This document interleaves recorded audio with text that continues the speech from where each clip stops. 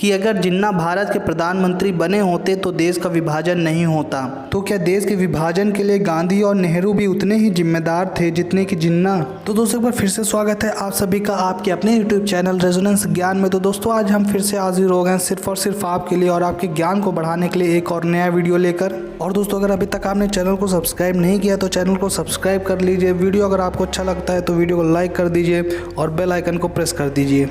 दोस्तों topic start करने से पहले मैं आपसे दो क्वेश्चन पूछता हूँ। पहला कि भारत के विभाजन का कारण क्या था, दूसरा क्या इससे बचा जा सकता था। दोस्तों अगर आपको इसके बारे में नहीं पता है तो आप वीडियो अंत तक देखिएगा और मुझे पूरा यकीन है कि अगर आप वीडियो अंत तक देखेंगे तो आपको कुछ नया सीखने को ज़रूर मिलेगा। दोस्तों अगर बंटवारा नहीं होता तो वो खून खराबा जिसने 10 लाख से ज़्यादा लोगों की जान ले ली वो भी नहीं होता। ऐतिहासिक किरदारों और घटनाओं को लेकर हमेशा अटकलें और अनुमान लगाई जाती रही हैं। क्या 1947 में देश का बंटवारा रोका जा सकता था?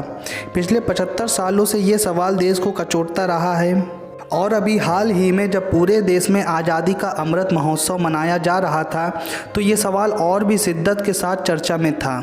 इस आग में घी का काम कुछ राजनेताओं के बयान ने भी किया, चाहे वो सुहेलदेव भारतीय समाज पार्टी के नेता ओम प्रकाश राजभर का दिया बयान कि अगर जिन्ना भारत के प्रधानमंत्री बने होते तो देश का विभाजन नहीं होता, या फिर बिहार के जेडीयू एमएलसी खालिद अनवर द्वारा जिन्ना को बड़ा स्वतंत्रता सेनानी और नेहरू को देश के विभाजन के लिए जिम्मेदार ठहराया जाना हो।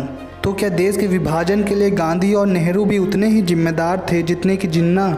दोस्तों पन्नों में वर्षों का हिसाब सिमट जाता है और वर्षों का हिसाब रखने वाली शख्सियतें गजों में दफन हो जाती हैं। हिंदुस्तान के इतिहास ने भी ऐसे ही कद्दावर नेता देखे हैं जिनका असर आम लोगों के सिर चढ़कर बोलता था। ऐसे नेताओं में मोहनदास करमचंद गांधी, पंडित नेहरू, सरदार पटेल और मोहम्मद अली जिन्ना थे। दोस्तों कुछ तारीखें ऐसी होती हैं जिन्हें इतिहास कभी भुला नहीं सकता। 16 अगस्त 1946 की एक तारीख हिंदुस्तान की आज़ादी के इतिहास की ऐसी ही तारीख है जिसने बंटवारे की हकीकत पर मोहर लगा दी थी। मोहम्मद अली जिन्ना के नेतृत्व में अपने स्वार्थ के लिए एक धड़े ने भारत को बांटने का दावा पेश कर दिया था। उनकी मांग थी कि पश्चिम के पेशावर से लेकर पंजाब के अमृतसर और कोलकाता समेत एक अलग राष्ट्र जो सिर्फ और सिर्फ मुसलमानों के लिए बनेगा और जिसका नाम होगा पाकिस्तान। डॉक्टर श्यामा प्रसाद मुखर्जी का एक देश, एक विधान, एक निशान और एक संविधान का नारा पूरे देश में गूंज रहा था, लेकिन मुस्लिम लीग की डायरेक्ट एक्शन डे की घोषणा ने पूरे देश को आग से खेलने पर मजबूर कर दिया था। जिन्ना ने कहा कि अगर समय पर बंगाल का सही फैसला नहीं मिला तो हमें अपनी ताकत दिखानी पड़ेगी। भारत से हमें कोई लेना देना नहीं, हमें तो पाकिस्तान चाहिए, स्वाधीन पाकिस्तान, चाहे भारत को स्वाधीनता मिले या ना मिले। पूर्वी बंगाल के नोआखाली जिले में हिंदुओं का व्यापक कत्लेआम हुआ था। कलकत्ता में 72 घंटों के भीतर 6000 से अधिक लोग मारे गए थे, 20,000 से अधिक लोग घायल हो गए थे, 1 लाख से अधिक बेघर हो गए थे। इसे ही द ग्रेट कलकत्ता किलिंग भी कहा जाता है। दोस्तों अब चलिए जानते हैं कि पाकिस्तान पर मोहर लगवाने के लिए क्या क्या हथकंडे अपनाए गए थे।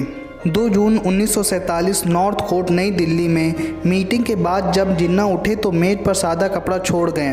उस कागज़ पर रॉकेट, टेनिस रैकेट, उड़ते हुए गुब्बारों की तस्वीर के साथ बड़े बड़े अक्षरों में लिखा था गवर्नर जनरल। मतलब साफ था कि जिन्ना को गवर्नर जनरल बनना था, लेकिन भारत का नहीं बल्कि पाकिस्तान का गवर्नर जनरल। जिन्ना को बखूबी पता था कि गवर्नर जनरल का पद उन्हें हिंदुस्तान में नहीं मिल सकता, इसलिए इस कुर्सी तक पहुंचने के लिए जिन्ना पाकिस्तान बनाने की खूनी जिद पाल चुके थे। ये जिद 1947 के प्रांतीय चुनाव में मुस्लिम लीग की करारी हार के बाद बढ़ती ही चली गई। 24 मार्च 1946 से करीब साल भर पहले सेकेंड वर्ल्ड वॉर स्टार्ट हो चुका था। अब तक कभी न अस्त होने वाले ब्रिटिश साम्राज्य का सूरज डूबने लगा था और अंग्रेजी हुकूमत कमज़ोर हो चुकी थी। ऐसे में अंग्रेज़ों को भारत छोड़ने की जल्दी थी, लेकिन दिक्कत ये थी कि 200 वर्षों से गुलाम देश को आज़ाद कैसे किया जाए और भारत को सत्ता का हस्तांतरण कैसे किया जाए। एक तरफ कांग्रेस थी जिसके नेता महात्मा गांधी थे। गांधी जी के नेतृत्व में आज़ादी की मांग बुलंद हो चुकी थी। गांधी जी भारत का बंटवारा किसी भी कीमत पर नहीं चाहते थे। दूसरी तरफ मुस्लिम लीग थी जो मुसलमानों के लिए अलग पाकिस्तान की मांग कर रही थी। भारतीयों को सत्ता सौंपने के उद्देश्य से 24 मार्च 1947 को ब्रिटिश सरकार ने कैबिनेट मिशन को दिल्ली भेजा।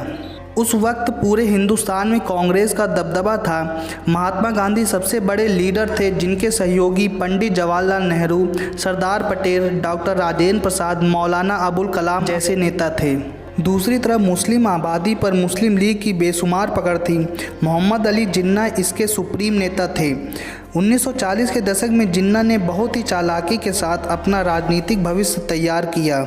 उन्हें पता था कि कांग्रेस में उनका भविष्य नहीं है, क्योंकि मुस्लिम लीग की सांप्रदायिक राजनीति को गांधी जी कभी स्वीकार नहीं करेंगे। ऐसी सूरत में जिन्ना ने मजहबी एजेंडे को मजबूती से थामा। दोस्तों, जिन्ना को दुनिया में उन नेताओं में गिना जाता है जो आखिरी समय तक लग्जरी लाइफ बिताते रहे। उनको अपना अच्छा पहनने, खाने और रहने का खास ख्याल रहता था। जब देश में दंगे फसाद हो रहे थे उस वक्त भी जिन्ना को अपने सिगार की फिक्र रहती थी।